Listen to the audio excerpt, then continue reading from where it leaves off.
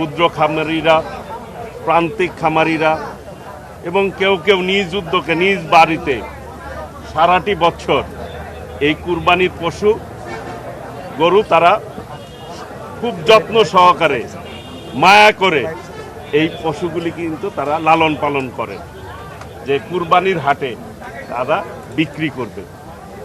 সেই বিক্রেতাদের এবং ক্রেতাদের সুবিধার্থে যাতে কোনো ধরনের অসুবিধা না হয়, আমরা সশরীরে আমাদের প্রাণী সম্পদ মন্ত্রণালয়ের পক্ষ থেকে আমাদের অধিদপ্তরের ডিজি এখানে উপস্থিত রয়েছেন, কর্মকর্তাবৃন্দ উপস্থিত রয়েছেন।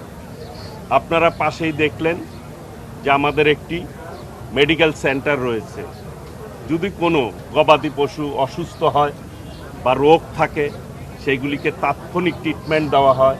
ইতিমধ্যে আমি তাদেরকে জিজ্ঞেস করছি, এ পর্যন্ত আজকে প্রথম হাট যেহেতু শুরু, 4টি গবাদি পশুকে তারা ট্রিটমেন্ট দিয়েছে, কারো জ্বর হয়েছে এবং থার্মোমিটারও আছে, তারা সেই অনুযায়ী জ্বর পরিমাপ করছে, সেই অনুযায়ী মেডিসিনের ব্যবস্থা করেছে।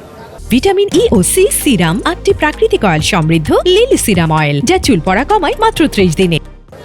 আমরা আমাদের জায়গা থেকে সার্বিক প্রস্তুতি রাখছি যাতে করে এই হাটে ক্রেতা এবং বিক্রেতা উভয়ই যাতে সেবা পায়, সুবিধা পায়, সেই ব্যাপারে দেখভাল করছি। বিশেষ করে আমি সকলকে অনুরোধ করব, আমাদের কিন্তু এবার মজুদ পর্যাপ্ত পরিমাণে রয়েছে। ইতিমধ্যেই আমরা মন্ত্রণালয় থেকে আপনাদেরকে ব্রিফ করেছিলাম, 1,23 লাখ গবাদি পশু আমাদের রয়েছে কুরবানির জন্য।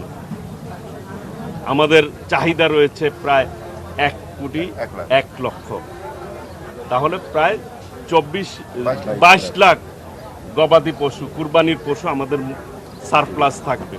কাজেই অন্য কোনো জায়গা থেকে বা অন্য কোনো পার্শ্ববর্তী দেশ থেকে গরু আনার কোনো প্রয়োজন আমাদের নেই, কারণ আমাদের খামারিরা যাতে কোনোভাবেই ক্ষতিগ্রস্ত না হয় সেই ব্যাপারে সকলের খেয়াল করা উচিত।